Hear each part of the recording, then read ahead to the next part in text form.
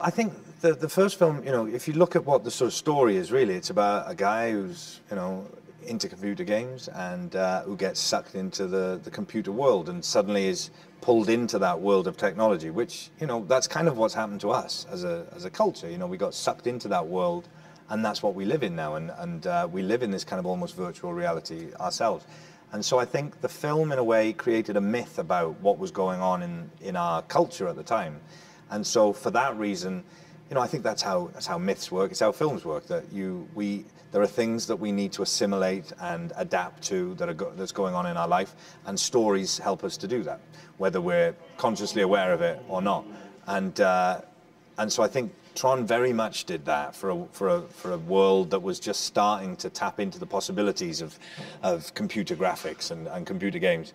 And so I think there's a huge affection for it for that reason, and not just affection. I think it's kind of it tapped into something in the culture at the time, and I guess because it wasn't necessarily seen as the biggest success at the time commercially, but the influence that it had was huge on you know, popular culture and films in particular.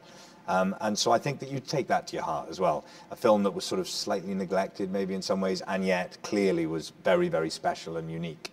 And so I think both the anticipation for a sequel and the affection for the original kind of combines to make it, as we saw this morning at the Comic-Con event, a hugely exciting experience. And I could sit there as both you know, a member of the cast and a member of the team, but also as a fan. You know, like, if someone had come up to me when I was 11 as I came out of that cinema and said, 27 years later, you're going to be in the sequel to this film, it would just be extraordinary. You know, and still now to this day, sitting here in Flynn's arcade, I'm like on the edge of freaking out all the time. Whenever I get any official paper for schedules or something and it has the Tron logo at the top, I still kind of can't believe that I'm in it. I've been sucked into the Tron world like, you know, Jeff's character was in the first one, and I'm loving it.